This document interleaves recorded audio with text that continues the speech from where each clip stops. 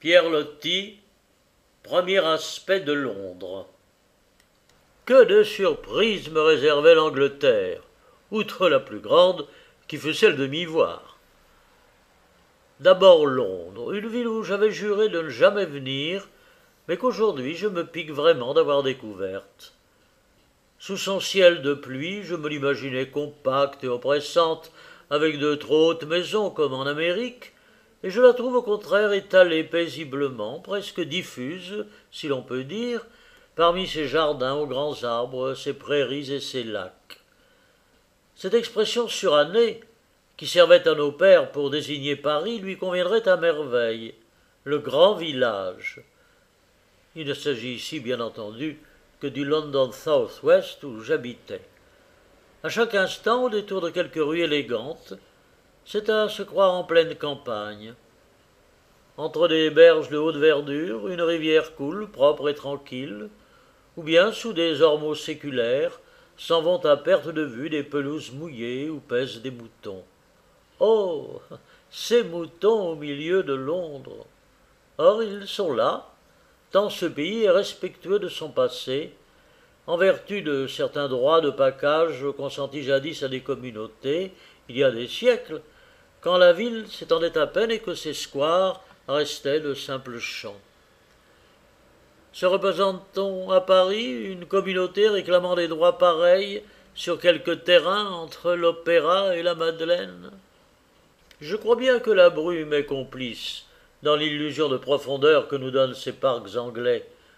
Plus ou moins ténue, elle veille toujours là, pour estomper les lointains, simuler des rideaux de forêt, et c'est elle aussi qui, dès les seconds plans, agrandit à l'excès tous les arbres.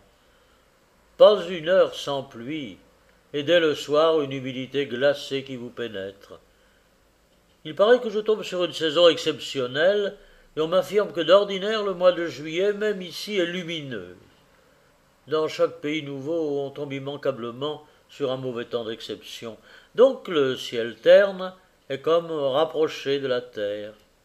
Sans trêve, il pleut, mais cela n'empêche pas les petites rivières entre les pelouses en velours et les massifs de fleurs d'être sillonnées de yolles par centaines, où des jeunes misses font du canotage, vêtues de blanc comme pour un vrai été. Le long de ces eaux, sur les bords irréprochables, quel art soigneux dans l'arrangement des plantes, le choix des fleurs. Par nuances qui se font valoir, on a groupé tout cela. Les érables rouges du Japon à côté des fusains dorés, les pavots jaunes d'Irlande parmi les hortensias bleues. Des rhododendrons, fleuris follement, semblent d'énormes bouquets roses. Des palmiers qui hivernent en serre, de grands arbustes des Indes sont plantés çà et là, comme au hasard, afin de donner une impression de pays tropical, tant que dure le pâle été. Et, détail très anglais, des boîtes tout à fait commodes attendent de distance en distance que les passants veuillent bien y déposer journaux ou enveloppes. Sur ces prairies artificielles, on ne voit point traîner les 1000 chiffons de papier qui sont des laideurs de chez nous. Toute cette exubérance imprévue de la verdure me fait retrouver au fond de ma mémoire une phrase oubliée depuis l'époque des versions latines. Tempora sunt meteora quam in Gallia, écrivait Jules César, en parlant de ces îles où déjà les Romains avaient constaté les tiédeurs du Gulf Stream. En effet, si nos fruits de France ne mûrissent pas ici, en revanche, ce ciel, toujours voilé et à peine plus froid que celui de notre midi français, peut couver d'admirables fleurs et développer lentement des ramures prodigieuses. Les ormeaux, les chênes, les cèdres de Londres, respectés d'ailleurs depuis des siècles, trônent avec des airs de géants sur l'herbe si bien tondue. Et ce peuple anglais, trop destructeur hélas hors de chez lui, trouve des soins touchants même pour ces vieux arbres morts qu'il ensevelit sous des amas de plantes grimpantes, au lieu de les arracher comme nous, ne manquerions pas de le faire. Mais au sortir des jardins délicieux, dans ces rues de grandes villes où l'on retombe sans transition, combien Londres apparaît banale et quelconque. des maisons de plâtre ou de briques qui ont tourné tristement au noir, à force de baigner dans les fumées de houille. Tout le mauvais goût qui sévissait au commencement du siècle dernier. Colonnades en toc, faux italiens, faux corinthiens, faux doriques, plus pitoyables sous la lumière du Nord. Nulle part ces belles grisailles de la pierre, nulle part ces belles lignes sobres, droites, ininterrompues, qui récemment encore, avant les Élysées Palaces et les hôtels Meurice, caractérisaient Paris. Rien non plus d'un peu comparable à cette avenue souveraine qui commence à l'Arc de Triomphe pour aboutir si magnifiquement au Louvre. Il existe pourtant un quartier qui est comme le cœur de cette ville éparse, un lieu d'une beauté étrange, sombrement dominateur, que je connais d'avance par les images ainsi que tout le monde. Le long de la Tamise, à côté de Westminster, ce palais du Parlement, sorte d'immense futaie de flèches gothiques, dressée tout au long de l'eau comme une falaise en dentelle grise, et mirant dans le fleuve de hautes silhouettes légères. C'est là que je vais pour ma première sortie dans Londres. Mais il y a loin et en chemin 1000 détails amusent mes yeux qui n'avaient jamais vu l'Angleterre. Tant de fleurs partout. Le moindre balcon, la moindre fenêtre ressemble à une corbeille de jardinier. Voici même des plantes sous globe, par précaution contre la fumée et la pluie. Il passe des Écossais en courte jupe qui jouent de la cornemuse. Il passe des enfants, chantres de chapelles protestantes, qui sont coiffés d'une petite toque surannée et gentiment cocasse. Beaucoup d'émisses en robe blanche éclaircissent la tonalité générale, qui serait plutôt triste.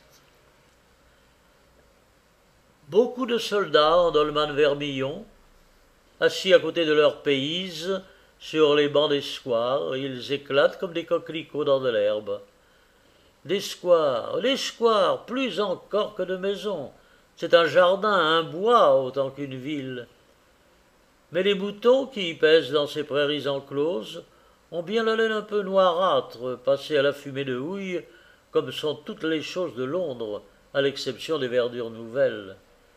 Du reste, les moineaux aussi, les moineaux qui picorent à terre, ont les ailes comme charbonnées. Combien tout est correct, méthodique dans ces rues, dans la manière de circuler de ces foules. Ni encombrement ni dispute. Personne n'élève la voix, pas même les cochers en collision.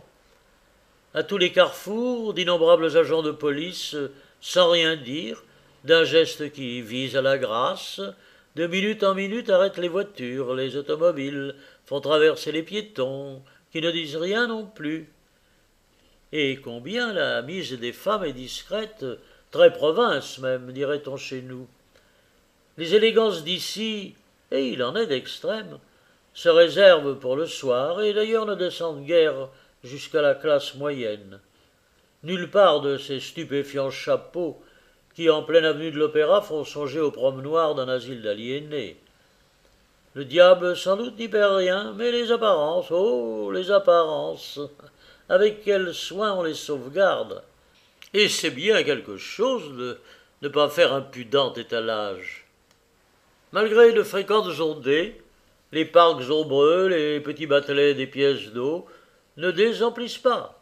Ces gens veulent quand même jouir de la courte saison, qui devrait être belle, et s'asseoir sous leurs grands arbres vénérables. C'est étrange, je me figurais qu'à Londres tout me serait antipathique, et au contraire, j'y sens fléchir par degrés mes haines de race contre ce peuple éternel ennemi du nôtre. Ceci est du reste proverbial, on ne connaît les Anglais qu'en les rencontrant chez eux. L'envie me prend même de descendre de voiture, pour me mêler aux gens de la rue ou pour flâner dans les squares, regarder canoter les misses en robe blanche. J'oublie le Parlement et Westminster, et me voici sans but, promenant à pied, sous une vague pluie qui tombe d'une façon presque aimable et ne mouille pas. Beaucoup de bonhomie chez ces promeneurs de Londres, et sans nul doute individuellement de la bonté. Un malheur pour l'Angleterre est d'avoir confié les affaires du Transvaal et de la vallée du Nil à des hommes de proie, en qui s'exagéraient les plus implacables duretés collectives de la race anglo-saxonne et qui l'ont fait pour longtemps honnir. Mais déjà au Transvaal, la bonté personnelle du roi a prévalu, et l'heure peut-être viendra pour les Égyptiens de sentir se desserrer l'unique étreinte. À nouveau, des perspectives d'arbres se déplient devant moi, ramenant l'illusion qu'une forêt doit être proche. Sur les pelouses, un feu d'artifice en géranium tout rouge, et à ma droite un palais plutôt maussade, aux murailles enfumées, presque noires. Buckingham Palace, la résidence royale. N'était alentour cet espace libre qui lui donne grand air, il ne semblerait ni assez beau ni assez vaste pour de tels souverains. La foule est là, qui stationne, rangée le long des trottoirs, attendant quelqu'un ou quelque chose. Une voiture vient de passer, très saluée, qu'à peine j'ai eu le temps d'apercevoir, et des ouvriers arrêtés aussi pour regarder m'apprennent que c'était le prince et la princesse de Galles. Ils prononcent leur nom avec une nuance de respect que nous n'aurions plus en France. Ils sont polis, ces ouvriers, l'air bon enfant.